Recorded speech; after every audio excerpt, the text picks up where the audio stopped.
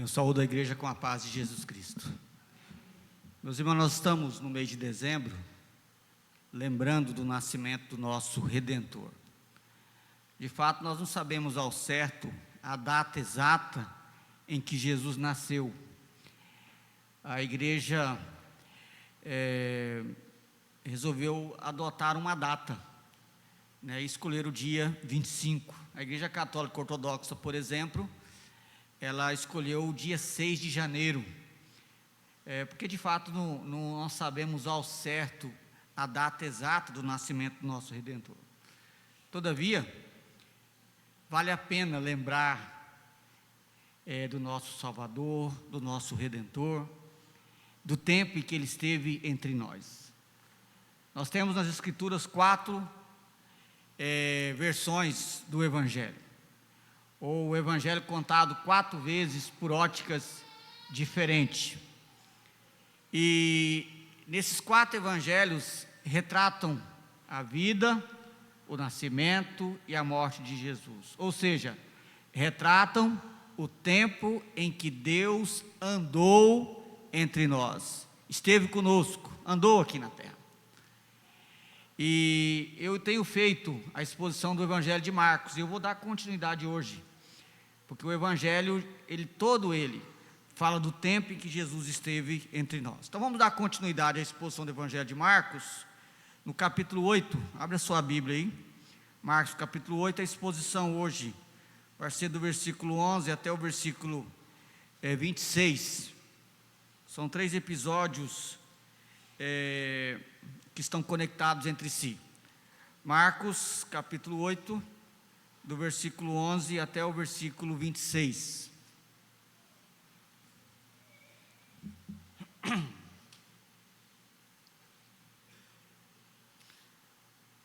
Diz assim a palavra do nosso Deus: E saindo os fariseus, puseram-se a discutir com ele, e tentando, pediram-lhe um sinal do céu. Jesus, porém, arrancou do íntimo do seu espírito um gemido e disse: Por que pede essa geração um sinal? Em verdade vos digo que a esta geração não lhe será dada sinal algum. E deixando-os, tornou a embarcar e foi para o outro lado. Ora, aconteceu que eles se esqueceram de levar pães, e no barco não tinham consigo senão um só. Preveniu-os Jesus, dizendo: Vede, guardai-vos do fermento dos fariseus e do fermento de Herodes. E eles discorriam entre si: É que não temos pão. Jesus, percebendo, lhe perguntou: Por que discorreis sobre o não terdes pão? Ainda não considerastes, nem compreendestes, tendes o coração endurecido? Tendo olhos, não vedes, tendo ouvidos, não ouvis.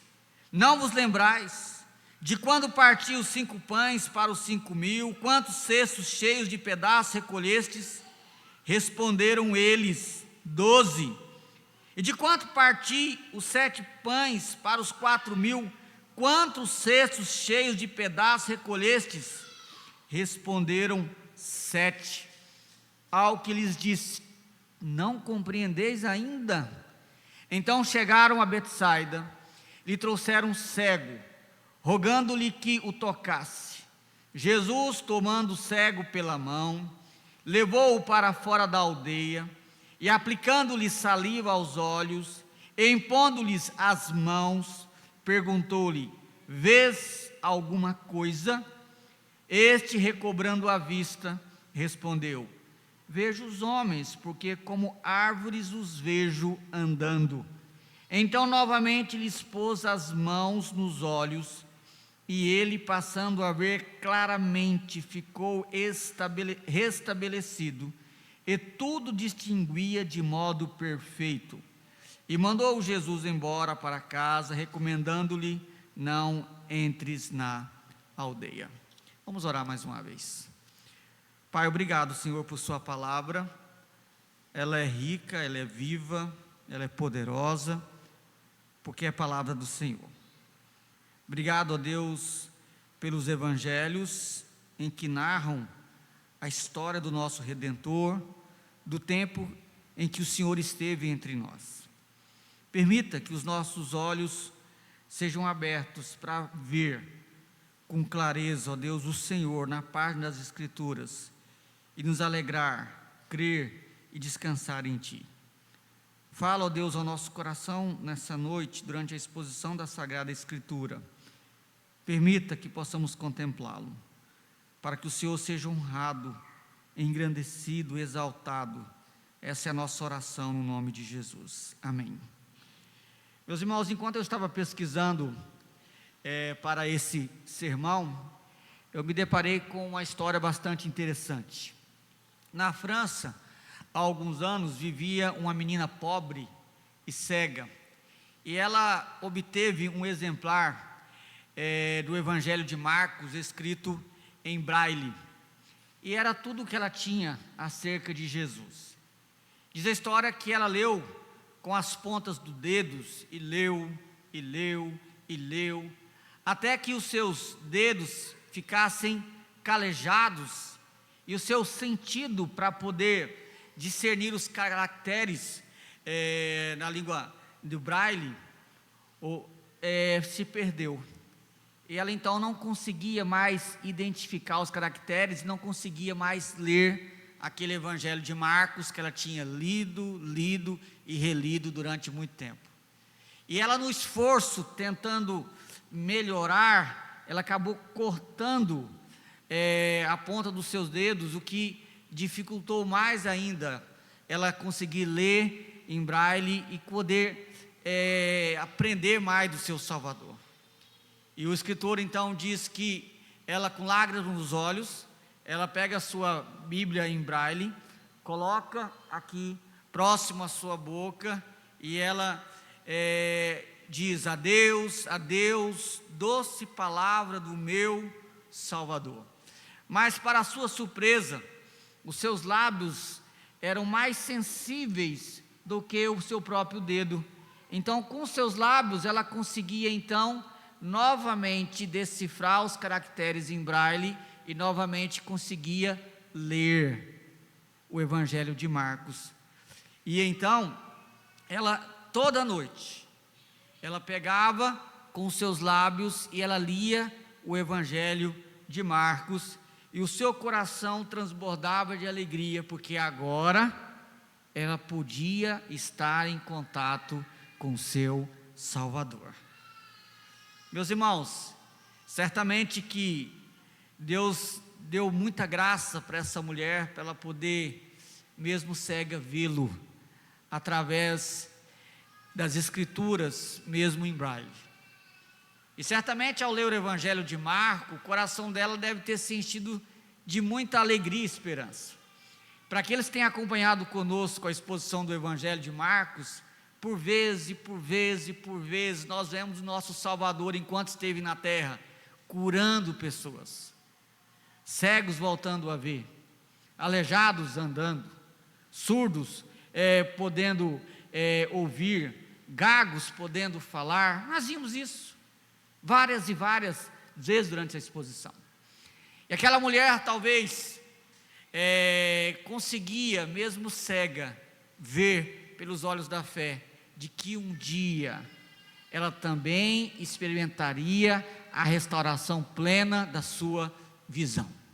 Agora, o que me chama a atenção nessa história é que essa menina, apesar de cega, ela era capaz de ver o que os fariseus na época de Jesus não conseguiam ver. Essa menina, apesar de cega, foi capaz de enxergar o que a elite religiosa na época de Jesus não foi capaz de enxergar. Essa menina, apesar de cega, usando os seus lábios ou a sua mão para decifrar os caracteres, ela conseguia enxergar o seu Redentor. E os fariseus, com toda a sua religiosidade, não conseguiam enxergar Jesus na sua frente. Essa menina, apesar da sua cegueira, ela conseguiu contemplar o Senhor Jesus naquela Bíblia melhor do que os próprios discípulos que andaram com Jesus.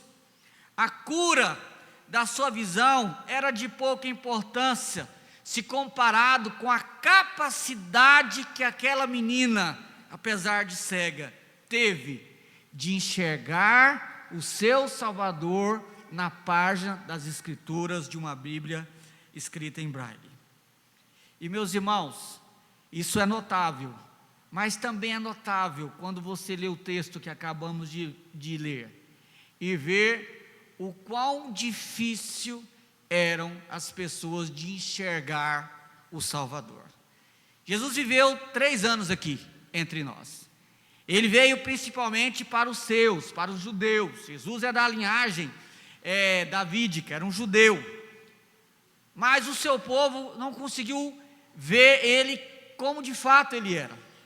A elite religiosa, os fariseus, os escribas, o povo que era o conhecedor das Escrituras, eram os líderes religiosos, também não o conheceram. E nós temos aqui no início desse texto um encontro que Jesus teve com os fariseus. Lembrando que os fariseus eram os conhecedores das Escrituras da época, religiosos, cheios de tradições. Por várias e várias vezes eles tiveram confrontos com Jesus. E eles viram o Senhor Jesus curar pessoas. Eles viram o Senhor Jesus libertar endemoniados. Eles viram milagres extraordinários. Mas eles tiveram um encontro com Jesus e eles continuavam com o coração endurecido. Olha o versículo 11. E saindo os fariseus, puseram-se a discutir com ele, tentando, pediram-lhe um sinal do céu. Observe, Jesus fez tanto milagre. Na verdade, o evangelista João vai dizer que se fosse contabilizar os milagres que Jesus fez, não haveria naquela época, pelo menos, livros capazes de descrever, porque os evangelhos não descrevem tudo o que Cristo fez. Foi selecionado o que Cristo fez dos evangelhos. Mas aqueles homens não conseguiam aceitar quem de fato ele era. Tanto é que certa vez, e aí está aqui no Evangelho de Marcos, no capítulo 3, eles atribuíram a obra de Jesus a Satanás. Eles chamaram o Senhor Jesus de alguém que fazia milagres pelo poder de Beelzebu, o maior dos demônios, porque eles não conseguiam crer que Deus estava ali encarnado. Porque o nascimento de Jesus é algo fora da lógica. Como que Deus se torna homem? Como que Deus vem em forma humana? Mas ele veio, porque ele veio como homem, justamente para se identificar comigo e com você. Ele veio como homem porque ele veio para pagar pelos pecados de homens. Ele veio como homem para que como homem pudesse morrer pelo meu pecado e pelo seu pecado. Ele veio como homem para que como homem pudesse vencer a morte na ressurreição, dando esperança para cada um de nós. Mas essa verdade do evangelho, eles não conseguiam, não só eles, nem os discípulos. E você vai entender no final da mensagem que os discípulos demoraram bastante para entender isso. A dificuldade de compreender quem era o Redentor, ela passa por todo o Evangelho. Mateus, Marcos, Lucas e João, se você ler esse Evangelho, você vai sempre perceber a dificuldade dos discípulos e dos fariseus, dos religiosos, de contemplar quem era Jesus. Mas eu imagino que essa dificuldade, ela se dá justamente porque Deus se encarnar e se fazer um homem, isso é algo que passa, é difícil de entender um negócio desse. E eles tiveram muita dificuldade de compreender. Mas no caso dos fariseus, desses homens, Jesus ficou profundamente triste com a indagação e a afronta deles. O texto diz que eles estavam tentando o Senhor Jesus. Jesus ficou profundamente triste. Olha na sua Bíblia para você ver. Olha o que diz no versículo 12.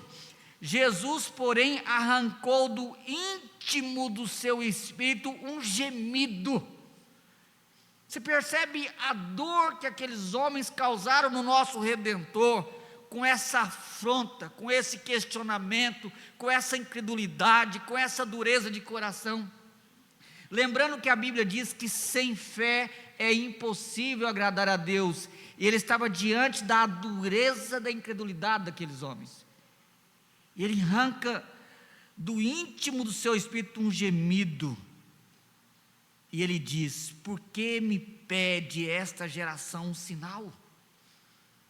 Por que essa pergunta? Vocês não viram? Vocês não viram os aleijados andando? Os cegos verem? Vocês não viram os surdos ouvirem? Os mudos falarem? Mortos ressuscitarem? Vocês não viram? E Jesus então diz: em verdade vos digo que esta geração não lhe será dada um sinal algum. Não lhe será dado sinal algum, ou seja, vocês não vão ver mais nada.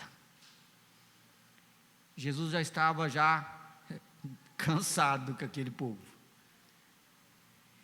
Mas é digno de nota essa declaração do versículo 12. Arrancou do íntimo do seu espírito um gemido. Eu não quero que você perca isso, porque o que está claro no texto é a afronta que aqueles homens estavam causando ao nosso Redentor, por causa da sua descrença, por causa da sua incredulidade, por causa da sua dificuldade de ver aquilo que estava diante dos seus olhos. Eram pior do que cegos. Lembra da história da menina que cega, lendo com os caracteres em braille, ela conseguia enxergar melhor do que esses homens. E o Senhor então deixa eles ali, embarca no barco e vai para outra região, para o outro lado, com os discípulos. E você vai perceber durante a narrativa que a partir do capítulo 9, o Senhor não vai mais fazer milagres em público.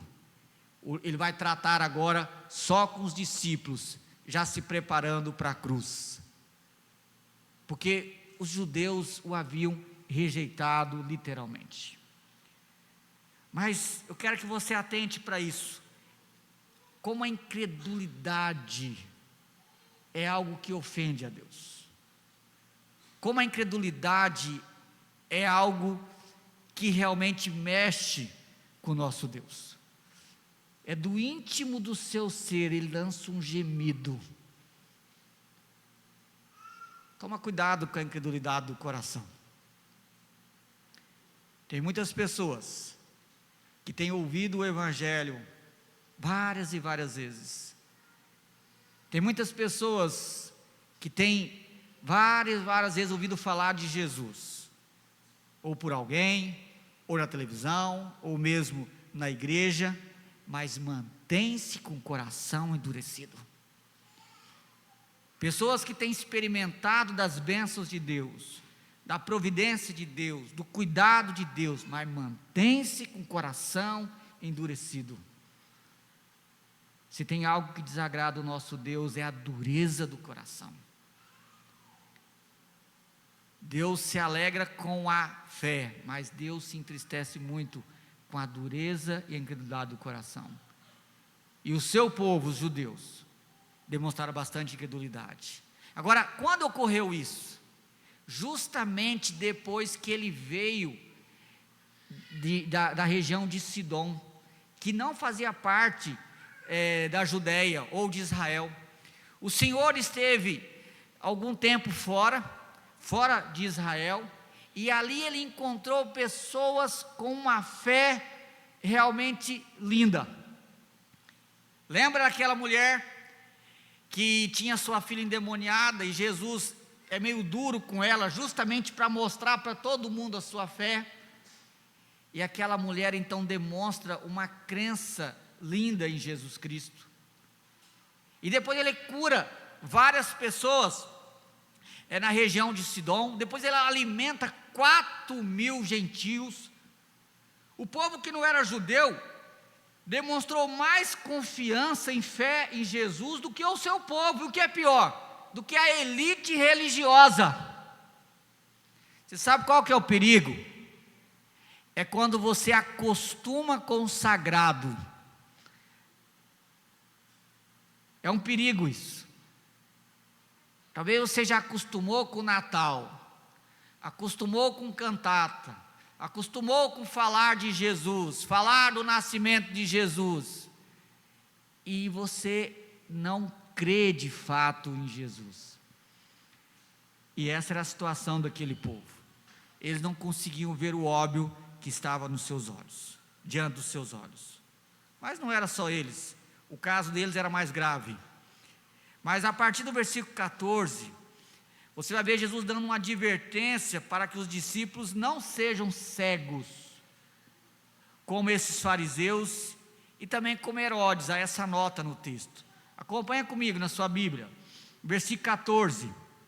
Ora, aconteceu que eles se esqueceram de levar pães, e no barco não tinham consigo senão um só. Preveniu-os Jesus dizendo: vede, guardai-vos do fermento dos fariseus e do fermento de Herodes. E eles discorriam entre si: é que não temos pão. Jesus, percebendo, lhe perguntou: por que discorreis sobre o não terdes pão?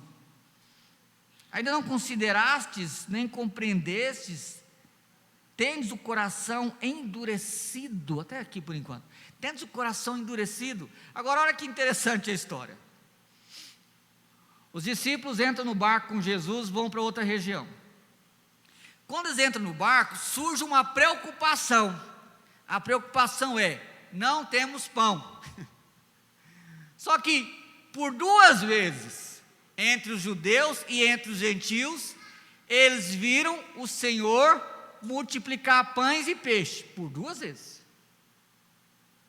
E qual que é a preocupação do coração deles quando está dentro do barco? Não temos pão, esquecemos de levar o pão, trazer o pão. Estão preocupados. E Jesus não está nem pensando em pão, não está nem aí com pão. Jesus está pensando em outra coisa, coisa séria. O pão ali não é coisa séria. Jesus está pensando em coisa séria. Jesus então diz, observe no texto, que ele fala o seguinte, versículo 15, preveniu-os Jesus. Esse preveniu deu um alerta a eles, chamou a atenção deles para tomar cuidado. E ele diz: guardai-vos do fermento dos fariseus e do fermento de Herodes. E eles discorriam, ele está falando isso porque não trouxemos pão. Ou seja, os discípulos estavam ansiosos pela falta de pão, e o Senhor Jesus estava ansioso pela falta de fé deles. O coração deles estava deslocado. Jesus não estava preocupado com o pão, porque isso não era importante. Jesus estava preocupado deles seguirem o mau exemplo dos fariseus, e agora ele diz, Herodes. Você prestou atenção nisso no texto? O texto fala fariseus e Herodes. E a pergunta é, por que Herodes? O que tem a ver Herodes com os fariseus? Os fariseus faziam parte da elite religiosa. Herodes era um pagão, que não tinha nada a ver com os fariseus. Era o inimigo, inclusive, dos judeus, de certa forma. Mas o Senhor coloca eles na mesma frase e diz, os preveniu contra o fermento dos fariseus e Herodes. Por que o fermento? Porque no Antigo Testamento, e todo judeu sabia disso, o fermento era símbolo do pecado, era um simbolismo. Por isso que o pão que eles comiam, pão asmo, quer dizer nada mais, nada menos do que pão sem fermento. Então estava lógico o argumento, cuidado com a influência, porque o que o fermento faz? Ele não faz a massa crescer. E a ideia, quando ele relaciona o fermento agora com fariseus e Herodes, é cuidado, para que não cresça dentro de vocês a mesma incredulidade que já existe no coração dos fariseus e de Herodes. Por isso que ele faz essa relação de fermento. Ele está preocupado como pastor, Ele está preocupado como alguém que ama e cuida das suas ovelhas, para que eles desenvolvam uma fé sadia. Ele já tinha tido um confronto há pouco tempo com os fariseus incrédulos, de coração duro, e agora ele diz: cuidado, para que vocês não sigam o mesmo caminho desses homens, cuidado, para que vocês também não sigam o caminho de Herodes. Mas novamente, por que de Herodes? Olha na sua Bíblia, um pouquinho no capítulo 6, olha aí, versículo 19 e 20, nós já pregamos esse texto, estou só te trazendo a memória.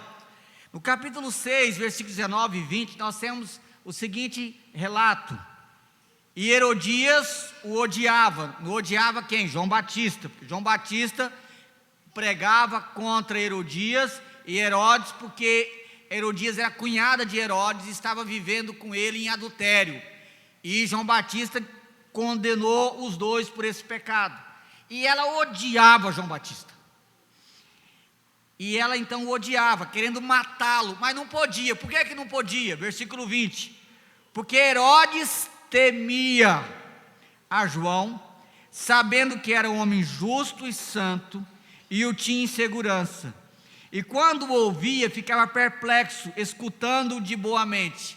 Tá, e o que ele fez no final? Mandou cortar a cabeça de João Batista. Mas por quê?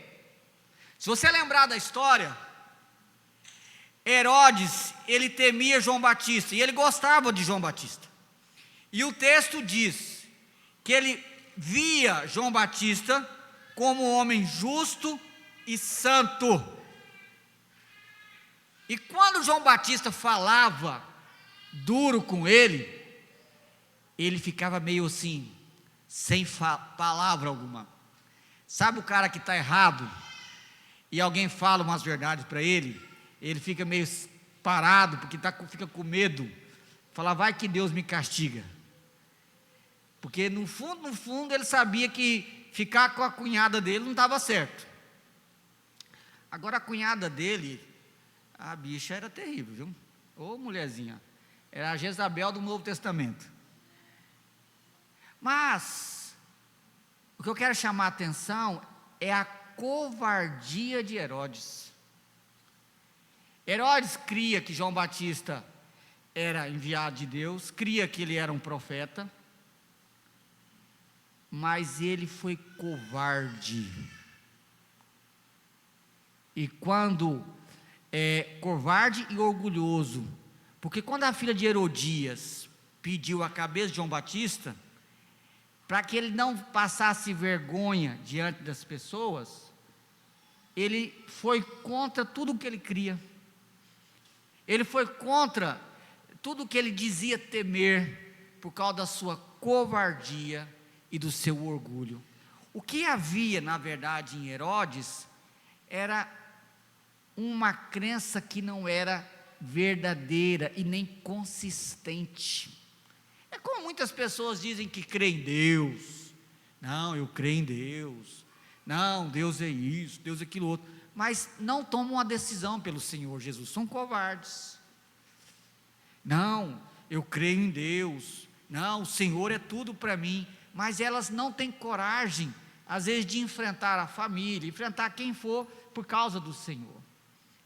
Mas o que Jesus está dizendo é: olha, porque lembra o seguinte, durante todo o tempo que Jesus esteve na terra com os discípulos, tudo era ensino,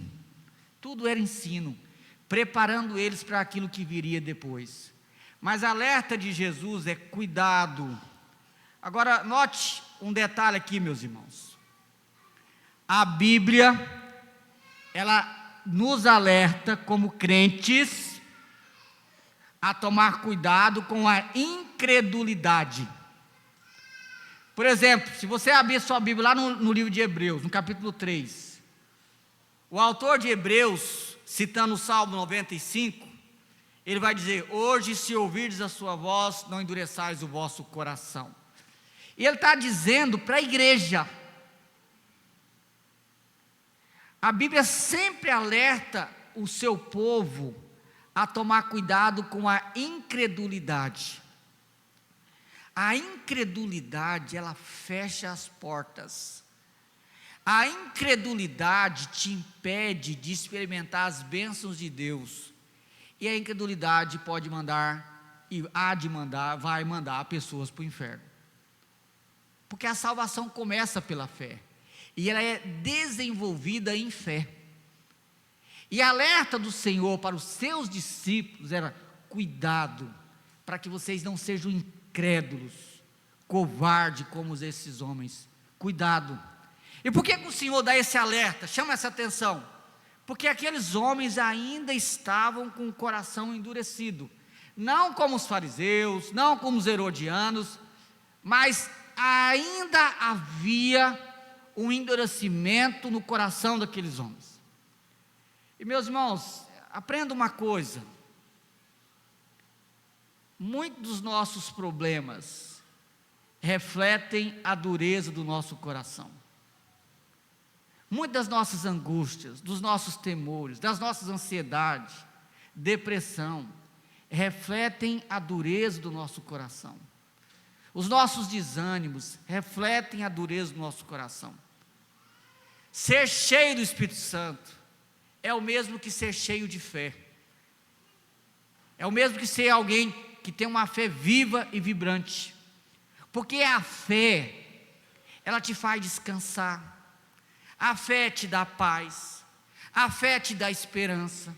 A fé te faz andar e enfrentar desafios, lutas e problemas. A fé te faz agir. Então, a Bíblia sempre nos alerta a tomar cuidado com a incredulidade. E é importante atentar para isso. E a Bíblia, ela nos responsabiliza a lutar contra a nossa incredulidade. Você não pode ser passivo diante da sua incredulidade. Eu tenho um coração muito duro, muito incrédulo, tá, mas e aí? Você como crente, você já tem fé, mas você precisa desenvolver a sua fé. Aqueles discípulos tinham fé, mas eles precisavam desenvolver a fé deles. E a Bíblia sempre nos responsabiliza a lutar contra a incredulidade do nosso coração, sempre. Meus irmãos, os discípulos, apesar de terem visto tanta coisa, eles ainda não conseguiam enxergar direito as coisas. Eles não conseguiam enxergar direito. E observe o resto da história, porque a pergunta de Jesus para eles, ela é bem enfática e dura. No versículo 17, novamente, ele diz: por que discorreis sobre o não terdes pão? Não consideraste, nem compreendeste, tendes o coração endurecido? Ou seja, por que vocês estão preocupados com pão? Vocês não acabaram de me ver multiplicando, já por 2 vezes, um monte de pães e peixe? Então por que essa preocupação está no coração? Jesus então começa a interrogar. Vocês têm olhos, mas não vê. Estão pior do que cego. A menina cega da ilustração, da história, ela conseguia enxergar muito mais. Tem ouvidos e não ouve. Vocês não se lembram, vocês se esqueceram. E quando partiu os 5 pães para os 5.000, quantos cestos cheios de pedaços recolhestes? A impressão que eu tenho é que eles baixavam a cabeça e diziam: 12. Jesus continuou. E quando partiu os 7 pães para os 4.000, quantos cestos cheios de pedaços recolhesse? Responderam: 7. Ou seja, vocês viram tudo aquilo, mas vocês não conseguem. Meus irmãos, uma coisa que eu sempre aconselho e ajudo pessoas que estão com ansiedade é fazer uma lista das coisas que Deus já fez. Por quê? Porque quando eu lembro do que Deus já fez, eu consigo ter esperança por aquilo que Ele há de fazer. O que é que diz aí em Filipenses 4, versículo 7, quando fala não andeis por coisa alguma. Ele pega e manda você orar. Ele pega oração em geral, petição e com ações de graça. Eu sempre dou essa tarefinha para as pessoas. Oração em geral é orar por tudo. Porque quando eu estou ansioso, eu estou focando só no meu problema. Mas a primeira coisa que o Senhor nos ensina é orar por outras pessoas que estão enfrentando outros problemas. Eu foco fora de mim, mas eu também vou orar por mim, por isso com súplica. Como não vou, se eu estou ansioso? Vou orar por mim, vou orar pelo meu problema. Mas o texto diz com ações de graças. Aí a terceira coluna é lista tudo que Deus já fez na sua vida. É o hino que nós cantamos, conta as bênçãos e verás surpreso. O que os discípulos precisavam é lembrar. O problema é que quando você foca no problema e você esquece do que Deus já fez lá atrás, o problema te consome. Você fica tão focado no problema, focado na falta, no caso aqui, esse cara tão preocupado com o pão que não estava ali, que se esqueceram do pão que o Senhor multiplicou. Mas você acha que nós somos diferentes? Eu sei que vocês estão lendo esse texto, estão pensando, mas esses discípulos é muito cabeça dura, está doido. Mas não é esses discípulos, nós temos memória curta. Quando vem o problema, nós esquecemos do que Deus já fez. E por isso que a Escritura, já sabendo, me orienta a orar assim. A oração de um coração cheio de ansiedade deve contemplar orações em geral e deve contemplar gratidão. Porque quando o seu coração se enche de gratidão por aquilo que Deus já fez, os medos daquilo que Ele talvez não fará da sua concepção, se desfaz. O medo de não haver pão para eles comerem, só é compreensível se eles tivessem se esquecido. Agora, qual que é a estratégia de Jesus? Lembrá-los. Quantas pessoas eu alimentei? 5.000. Quantos sobrou? 12. Depois alimentei mais quanto? 4. 7.000. Quantos sobrou? 7. Ou seja, Ele fez eles tirar o coração daquele problema e levá-los a enxergar o que Deus realizou no passado. Só que a história, essa conversa de Jesus, ela termina de um jeito muito estranho. Olha o versículo 21, ao que lhe disse: não compreendeis ainda? Agora eu quero que você note um outro detalhe no texto. Jesus vai dizer, mais de uma vez ele vai usar a expressão não compreendeis, versículo 17, olha o versículo 17 novamente. Por que discorreis sobre o não terdes pão? Ainda não considerastes, não compreendestes. E ele termina o versículo 21 dizendo, não compreendeis ainda? Meus irmãos, presta atenção, porque a fé pela qual Jesus está apelando ou exigindo dos seus discípulos, ela é nascida da compreensão e do discernimento. Presta bem atenção nisso aqui, porque eu percebo que a igreja se perde nisso. Muitas vezes nós achamos que fé é um salto no escuro, ou seja, fé e compreensão e razão parece que são coisas diferentes. Fé é um sentimento que não tem explicação, mas não é assim.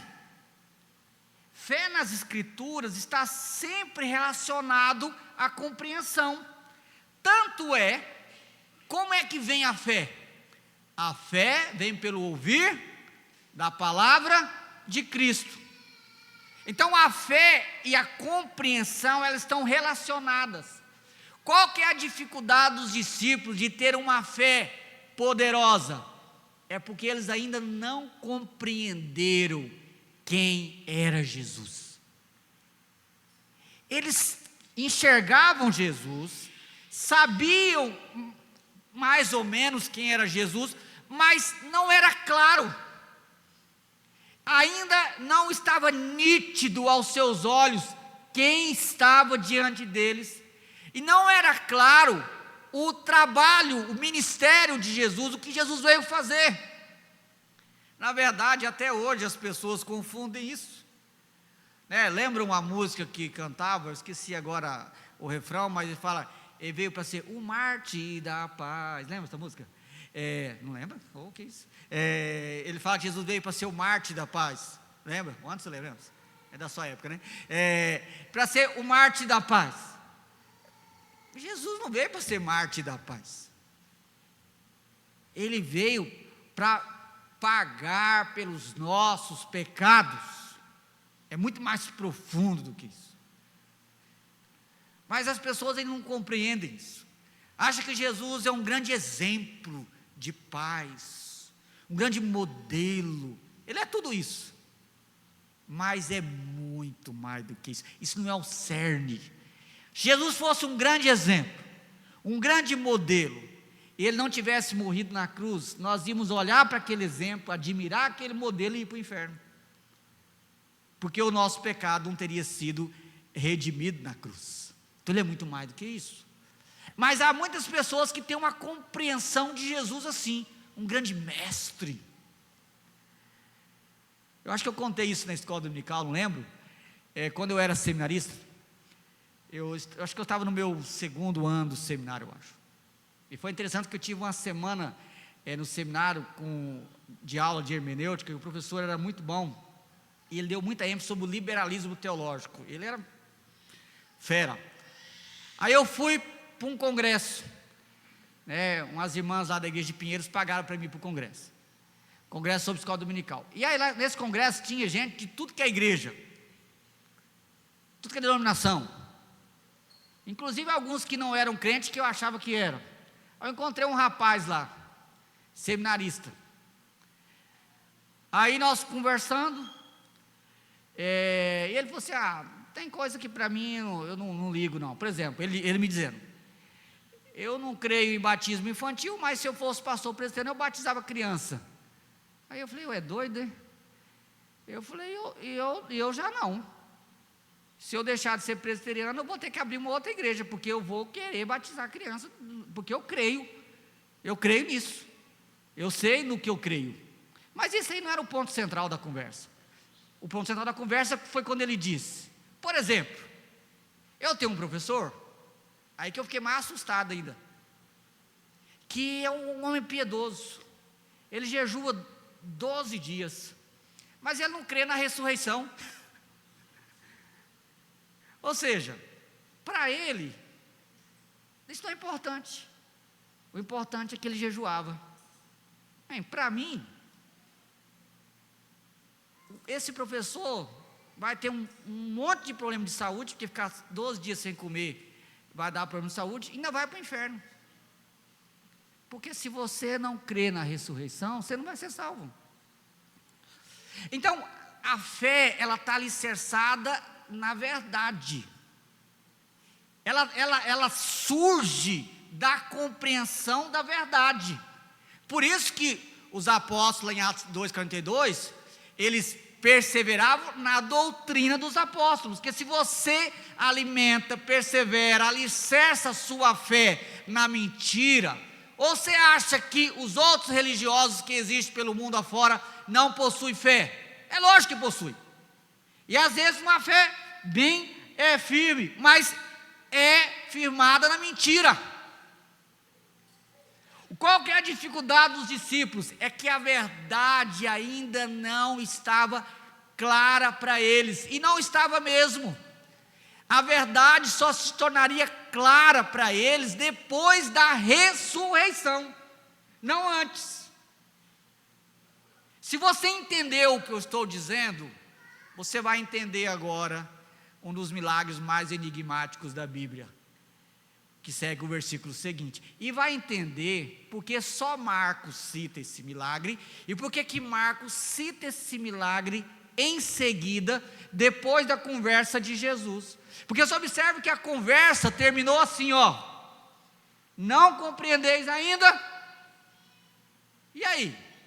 Ninguém fala mais nada? Total silêncio? Não sei. Eu só sei que a história agora continua mais diferente. Olha para a sua Bíblia. A história continua. Então, provavelmente durante a conversa, chegaram a Betsaida e lhe trouxeram um cego, rogando-lhe que o tocasse. Então eles chegaram em Betsaida, trouxeram um cego, pediu que Jesus tocasse, ou seja, Jesus curasse aquele cego.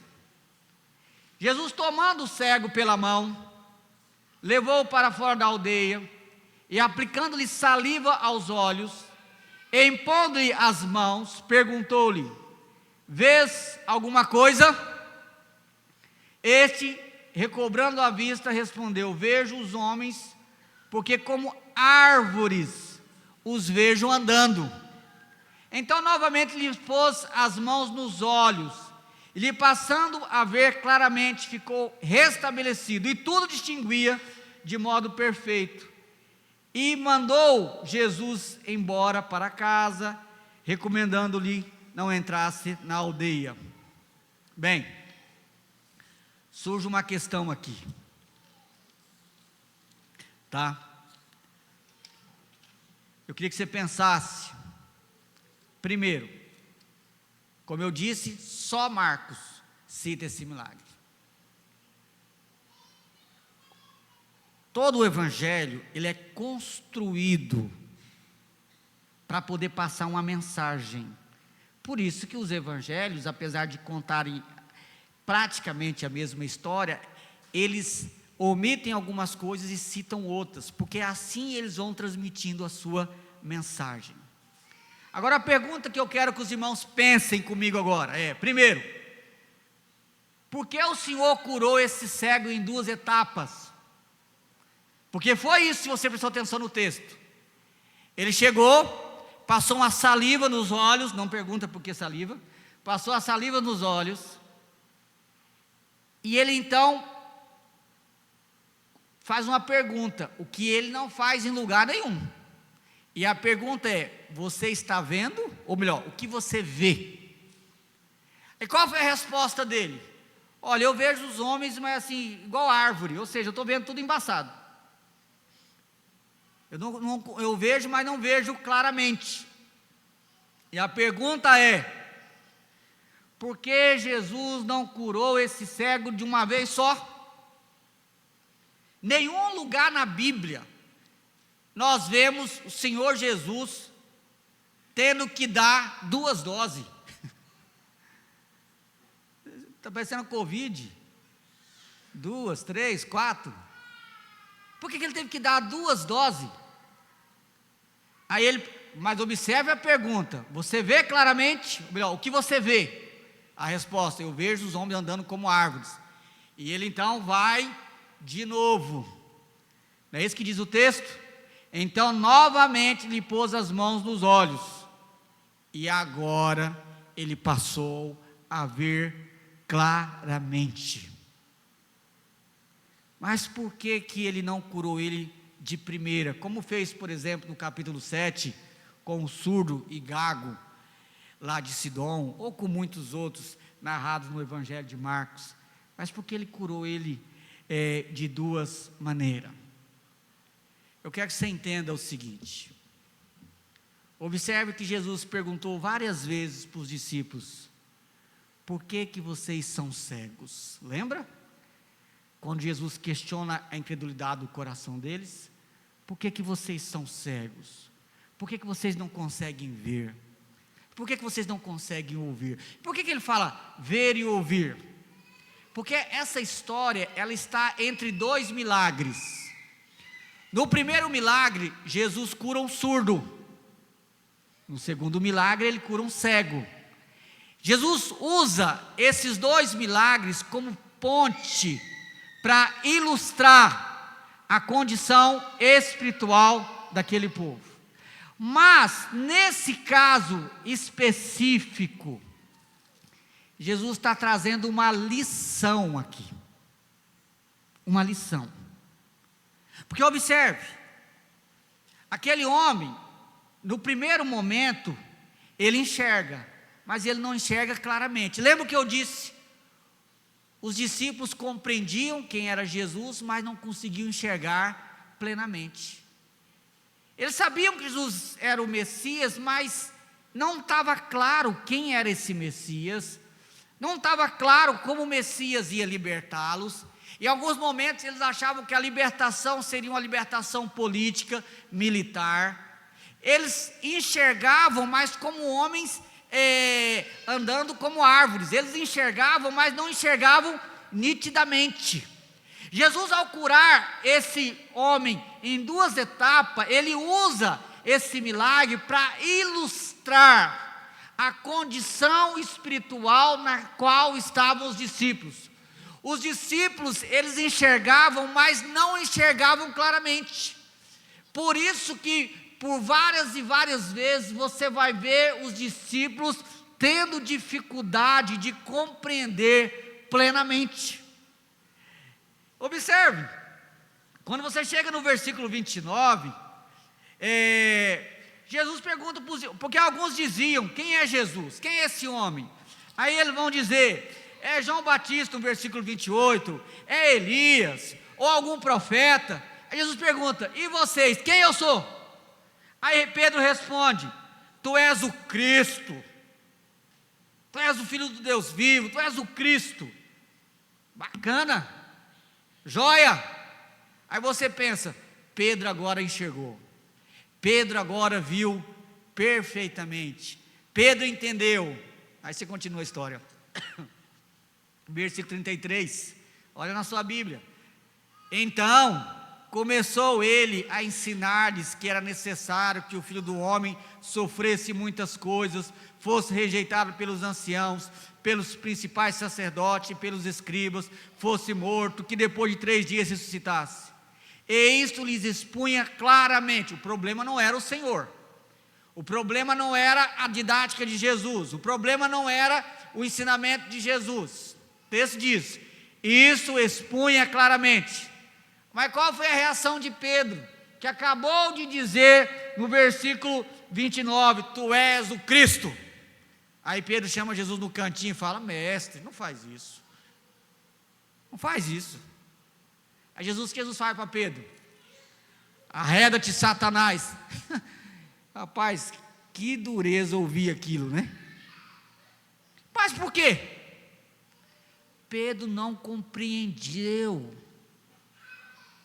Pedro ainda enxergava embaçado, ele não tinha compreendido, mesmo que Jesus dissesse com todas as letras que era necessário que o Filho do Homem sofresse, morresse e ressuscitasse, e mesmo que ele fizesse isso com clareza, como diz o texto aqui, ele ainda não compreendeu. Ele via os homens, mas não via com clareza. Então, quando o Senhor cura esse cego em 2 etapas, Ele usa a cura desse homem para ilustrar como era a crença dos discípulos. Eles enxergavam, mas enxergavam de forma embaçada. Agora, presta atenção, os fariseus, eles eram como um homem cego, não enxergavam nada. Os discípulos eram como aquele homem que enxergava embaçado, mas eles se tornariam como aquele homem depois, porque depois que Jesus passa novamente as mãos nos olhos deles, ele passa a enxergar com clareza. Quando que os discípulos passam a enxergar com clareza? Depois da ressurreição. Só depois da ressurreição. Era tão confuso para eles, que quando Jesus morreu, o que aconteceu com os discípulos? Ficaram dispersos. Jesus foi atrás deles, O simbolismo aqui é Jesus vai, toca neles mais uma vez, e depois da ressurreição, como esse homem, eles passam a enxergar nitidamente quem é Jesus. Você observa que aqui Pedro diz assim, ó, mestre, não faça isso, não morre, não se entregue. Mas quando você vai lá no livro de Atos, qual que é o primeiro sermão que Pedro prega? Ele fala, varões galileus, este Cristo que eu vos anuncio é aquele que vocês mataram, mas Deus o ressuscitou. A mensagem muda, porque agora ele vê claramente, não vê mais embaçado. Tá, e eu concluo. Como é que você vê? Jesus já morreu, Jesus já ressuscitou, e pelo Espírito Santo, todos nós podemos ver claramente, todos nós, mas a mesma advertência de Jesus continua para nós. Primeiro, se eu não creio, é porque eu não compreendo, é porque a verdade das Escrituras ainda não penetraram profundamente no meu coração. Não adianta você orar pedindo fé, você não vai receber fé, se você não se dedicar a ler as Escrituras. Moody foi usado por Deus no século XVIII, um grande avivalista, e o Moody fala o seguinte, que ele orava pedindo fé para Deus, até o dia que ele leu nas Escrituras, que a fé vem pelo ouvir e ouvir da palavra de Deus, e ele começou a ler as Escrituras com vontade, ler mesmo, e ele fala que a sua fé só foi aumentando, e ele já tinha lido, até o momento em que ele deu esse testemunho, mais de 100 vezes as Escrituras. A fé está ligada com a compreensão, a crença está ligada com o entendimento das Escrituras. Então você precisa ler as Escrituras, procurar compreender as Escrituras, saber em quem você tem crido. Você precisa amar as Escrituras, discernir as coisas a partir das Escrituras, e assim a sua fé vai ser fomentada, fortalecida e renovada.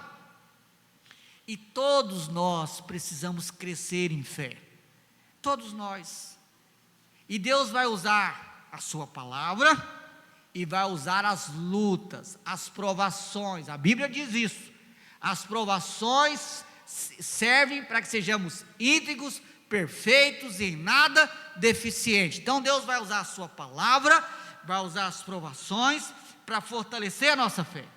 Então você não ora pedindo fé, você ora pedindo sabedoria, para enfrentar as provações, porque enfrentando as provações, biblicamente a sua fé vai ser fortalecida. E se você quer ter mais fé, você precisa compreender, e para isso você precisa ler, meditar, deixar as Escrituras preencher a sua mente, o seu coração, ler, e diz, Senhor, fala comigo, abre os meus olhos, não me deixe ser cego, mas abre os meus olhos. Lembra a mulher da ilustração? Mesmo lendo em braille, usando os seus lábios, ela conseguiu enxergar, porque ela estava em contato com as Escrituras. É assim que Deus faz. O nosso Redentor veio para que pudéssemos enxergar Deus através da página das Escrituras. Amém? Vamos louvar a Deus. Hoje nós estamos nessa clima de Natal. Vamos cantar mais uma vez, né? A nossa irmã Débora vai cantar a música Eu Também. Coral junto, né, Tainá? Então é o coral junto, desculpa, não é só a Débora não.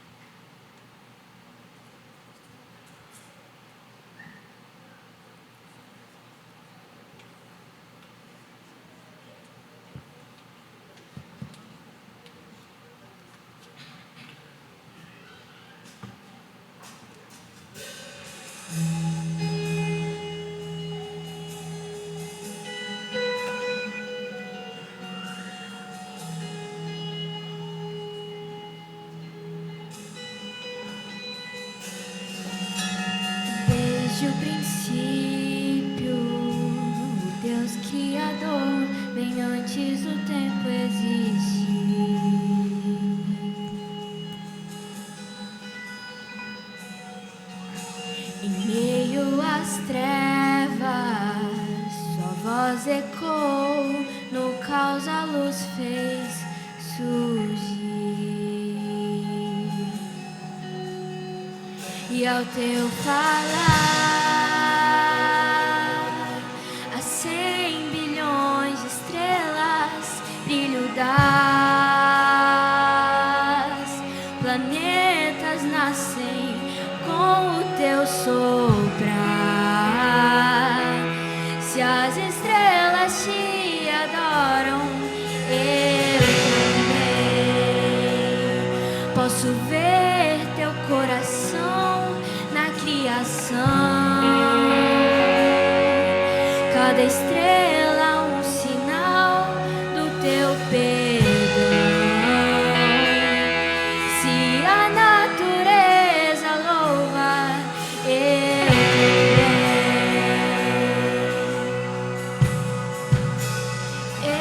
também.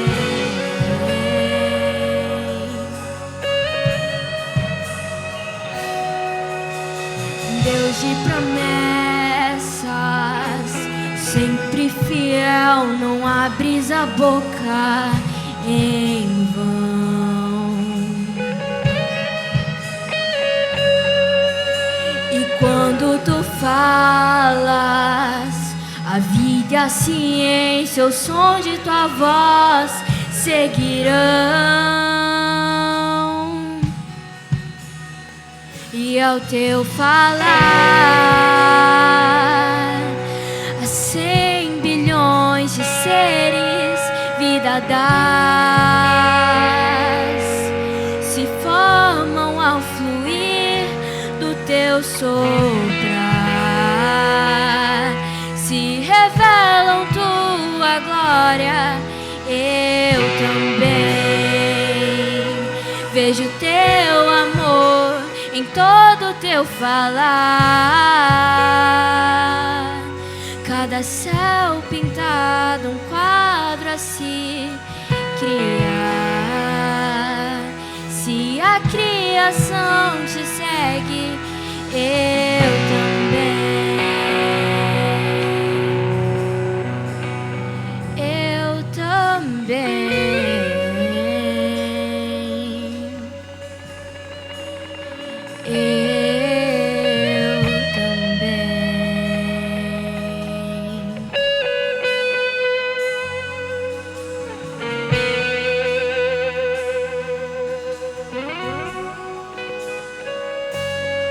Se as estrelas te adoram, eu também.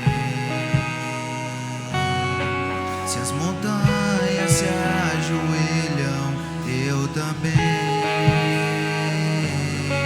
Se os mares louvam o alto, eu também. E se tudo existe pra te exaltar, eu também. Se o vento te obedece, eu também. Se as rochas a te clamam, eu também, eu também. E se todo esse louvor não te bastar, 100 bilhões de vezes mais eu vou cantar. Oh,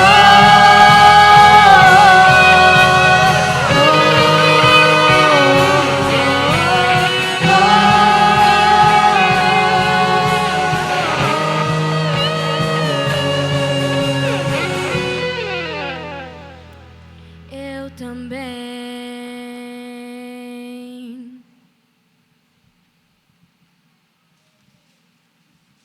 Vamos ficar em pé, vamos orar? Esse ciclo aí, para vocês puxarem o main clips, tá? Oremos. Pai amado, obrigado, Senhor. Obrigado por essa noite, por essa comemoração desde ontem, do nascimento do nosso Redentor. Louvado, engrandecido, exaltado seja o nome do Senhor. Obrigado porque o Senhor veio habitar entre nós, cheio de graça e de verdade. Obrigado a Deus, porque Jesus Cristo de forma milagrosa, majestosa, gloriosa, se fez homem, se identificou conosco, morreu a nossa morte, pagou por todos os nossos pecados naquela cruz, e venceu a morte através da ressurreição, nos dando, ó Deus, esperança de que um dia vamos morar no céu, porque Cristo nos possibilita isso. Muito obrigado, Senhor. A nossa esperança não está firmada em nós, no nosso esforço, nas nossas obras, mas em Cristo, em tudo que Cristo fez por nós. Nós te louvamos, nós te adoramos, nós te exaltamos por isso. Abra os nossos olhos, ó Deus, para contemplar com clareza o nosso Redentor, a sua majestade, a sua glória, que possamos vê-lo nitidamente e nos prostrar em adoração diante da sua majestade, da sua grandeza, e nos render diante do Senhor, e que o Senhor seja, ó Deus, de fato honrado e amado na vida de cada um de nós. Despeça-nos agora em paz dos nossos lares, e que a boa mão do Senhor nos acompanhe por onde andarmos, para a tua glória e para o nosso bem, que nós oramos no nome de Jesus. Amados irmãos, ide agora em paz, e que o amor de Deus, o nosso Pai, que a graça de Jesus Cristo, nosso Redentor, e o poder e a consolação do Espírito esteja sobre vós, amados de Deus, hoje e pelos séculos dos séculos. Amém.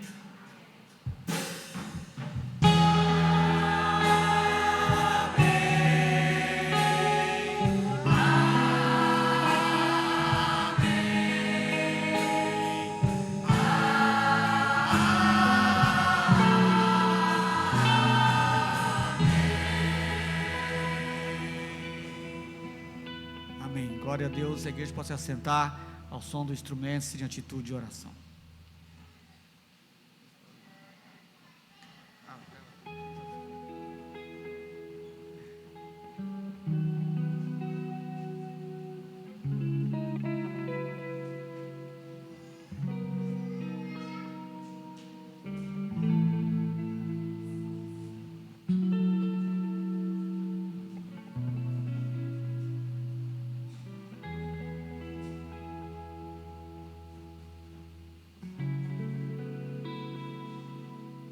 Meus irmãos, chegamos ao final do nosso culto.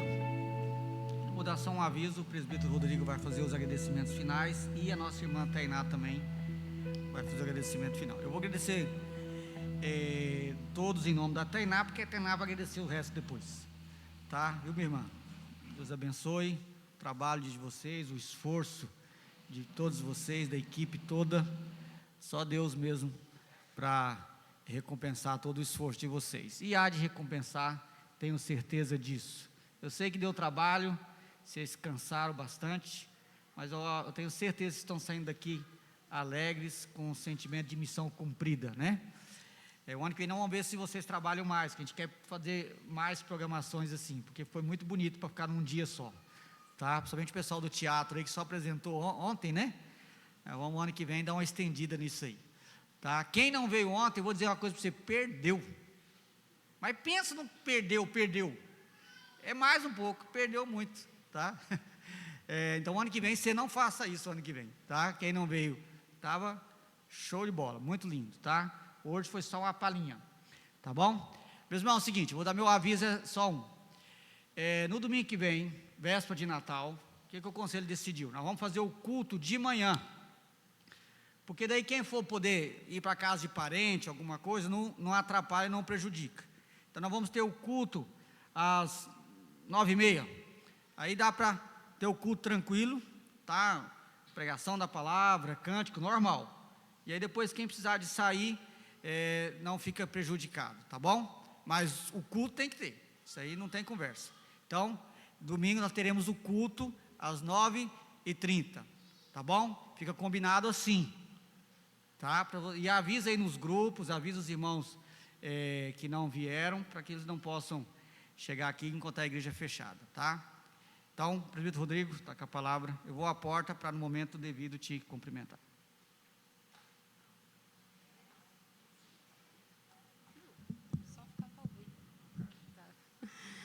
Queridos, eu deixei para fazer agradecimento hoje porque ontem não dava. A emoção e a adrenalina atrapalham a gente. Mas eu não posso deixar esse momento passar. Eu gostaria que mais pessoas da igreja estivessem aqui para ouvir. Mas você que veio vai ouvir.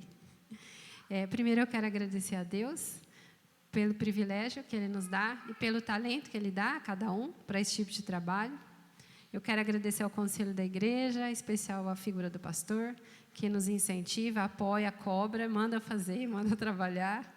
Mas ele é uma pessoa que está sempre do nosso lado. Acompanhou várias etapas, tudo que aconteceu, ele estava do nosso lado, nos ajudando, e eu quero agradecer o apoio.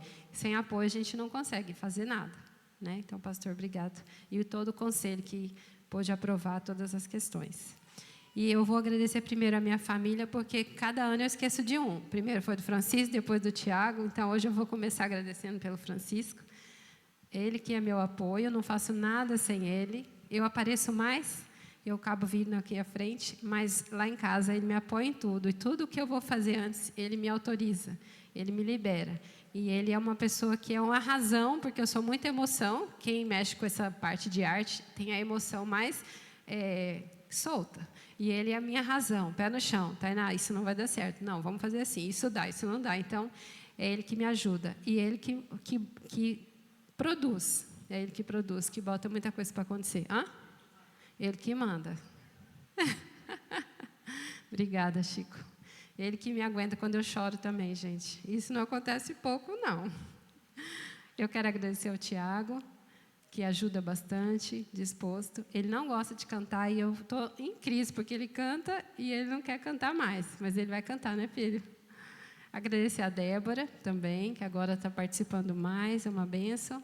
Agradecer a Deus pela nossa família, pela bênção que Ele tem nos dado, de poder ver os nossos filhos servindo ao Senhor. Eu quero agradecer a minha sogra, eu não vou esquecer dela esse ano, ela está ali sentada do lado da minha mãe. A minha mãe veio, está aqui prestigiando, e a minha sogra está ali. Ela que faz a decoração, ela que me ajuda com tudo. De última hora, Lídia, eu esqueci disso, ela socorre. E ela fica até 2 da manhã fazendo, e ela não reclama, ela ama fazer isso. Então, toda a decoração que vocês veem do departamento infantil, tudo que está aqui, é ela que faz, ela que me acode, ela que me ajuda. Obrigada, Lídia, você é bênção. Eu quero agradecer ao departamento infantil. Eu não faço nada sozinho, como eu disse, eu apareço mais.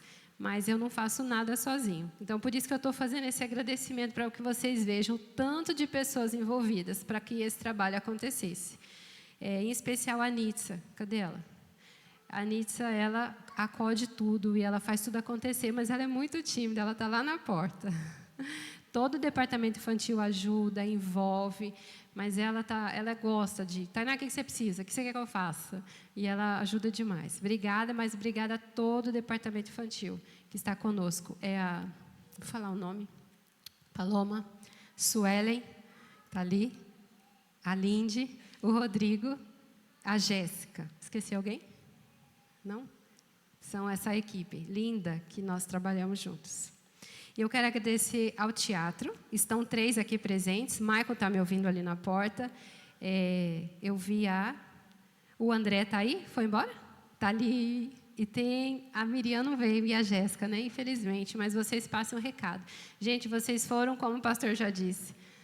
Nossa, sensacional. Eu estava no grupo deles, pedi para a Jéssica me colocar. Eles ensaiaram muito, muito mesmo, que eu de longe em casa vi as mensagens deles falando que vinha ensaiar, meu Deus, esse povo tem que descansar. E eles pegaram o trabalho para fazer, vocês viram que era uma peça grande, né, com falas longas, e eles se dedicaram, se esmeraram. Então, parabéns, obrigada, viu? Deus recompense, como o pastor colocou aqui. Quero agradecer a Érica também, que ajudou vocês aí nos ensaios, dava comida para vocês, né, quando vocês iam ensaiar na casa dela, e também ajudou com o teatro, ela que descobriu essa peça e fez as adaptações. E eu quero agradecer ao coral, vocês são incríveis, a gente caminhou bastante, né, acho que quase 3 meses, se dedicando, vindo aos ensaios, só faltaram mesmo quando eles não puderam estar presentes, as faltas foram poucas. E Deus abençoe vocês. 2 participantes não puderam. Começou com a gente e não pôde participar, que foi a Eliane e o Rony, que hoje ele está ali, que teve problemas, né, não pôde estar conosco, mas foi uma equipe que pôde estar junto e parabéns, viu, gente? Vocês estão de parabéns. Vocês vão ver a última música, não vou embora, assistam, que é a música mais que tem divisão de voz, que é feita, quer dizer, a primeira música que eles cantaram hoje, que é 20 Fiéis, quem fez o arranjo foi o Vando, que está sentado ali. Ele é formado em música também e ele faz alguns arranjos, ele é muito bom. E fiquem aí para assistir a última também. Eu quero agradecer a banda, todos eles lá, inclusive o Lucas, né, não pôde estar aqui hoje, mas tinha um menino no violão, que é de outra igreja, que nos ajudou. Agradecer, o Anderson participou de todos os ensaios, né, Anderson? Que ele tem uma agenda bem lotada, foi bênção demais, o Chico e o Votan. E eu quero dizer sobre o Votan. Sabe que tem gente que já achou que ele era meu filho? Olha lá, Votan. É que o meu filho é alto também, né? Olha lá, o Tiago. E no começo da pandemia, eles achavam que o Votan era meu filho. Confundiram, mas não é não, o Votan é outro. Mas ele é um filho de coração. Ano que vem ele casa, se Deus quiser. A noiva dele, já estava aqui ontem, já fiquem de olho quando vocês verem ele com a noiva. É a Brenda. Acho que ela vai estar aqui com a gente. Não vou contar não, mas eu acho. E o Votan, eu quero contar para vocês, que vocês não sabem. Apesar deles terem ficado domingo passado aqui até 1h, porque meu marido estava junto, o Votan vem aqui. Gente, ele mora longe. Raíssa viu, eles foram lá e falou, gente, o Votan mora longe mesmo. E ele vem aqui, e se você pedir para vir mais de 3 vezes na semana, ele vem. Você fala assim, Votan, a gente precisa do fundo musical do teatro. Ele ficou até 3h30 fazendo. Esse menino é muito prestativo, ele é bênção de Deus. É meu filho, adotado, meu filho. Nosso filho, né? Está com a gente, está com o Chico. A gente ama demais você, Votan. Eu não podia deixar passar sem falar especial para você, que você é muito quietinho. A igreja, tem gente que nem sabia o nome dele, né? Tá lá, hoje vocês conhecem o Votan, é o baterista, é o menino de Deus. A mãe dele está aqui, olha lá, a Eliette veio prestigiar. E eu vou falar, o Vando está aqui. É, bem na frente, ó. O Vando, é irmão dele também, que está aqui com a gente agora. Uma bênção, obrigado. O Vando não pôde participar ontem, ele ia cuidar do coral, daí de última hora ele não pôde, porque ele trabalha no coral do UFMT. Mas ele nos ajudou, me ajudou no particular, ajudou a questão das luzes, montando, ajuda incentivando, o que ele ajuda incentivando, ajudando, Tainá, tem que fazer isso, vamos fazer aquilo, eu te ajudo, eu venho, veio aqui, ensaiou, fez, arrumou som, só que ele não pôde estar aqui ontem. Saiu daqui com o coração na mão, porque ele tinha que ter a apresentação, mas queria estar aqui com a gente, né? Esse é o Vando, irmão do Votan. Pessoal da multimídia, que ninguém vê, ó, Davi, regaçou as mangas, veio nos ensaios, trabalhando até tarde. A Júlia, Gustavo, eles amam ajudar, estavam ali. O Vando, né, já falei. O Mateus o pastor, e o Dudu, que está ali também. E a Duda também nos ajudou esse ano lá em cima. E é uma turminha que ninguém vê, né? Eles ficam ali nos bastidores, mas se empenharam, fizeram, vêm nos ensaios, acompanhando. E eu quero agradecer a Fernanda. Ela está aí?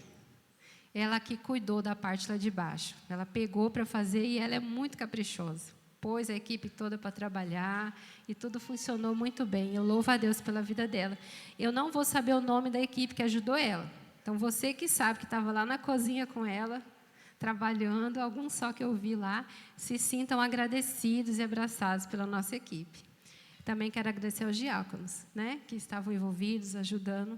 Bom, quase toda a igreja, né? E eu quero encerrar dizendo que essa é a minha alegria.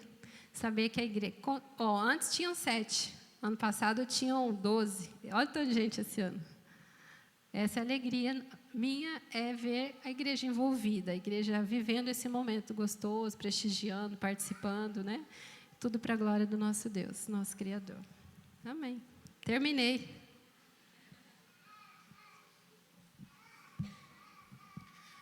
Minha parte é rápida, só agradecer aos visitantes, né, esses que nos visitam aí, Deus abençoe, retorne outras vezes. Agora o coral canta e aí após a música os irmãos já estão dispensados. Pastor depois vai à porta lá para cumprimentar os irmãos. Deus abençoe.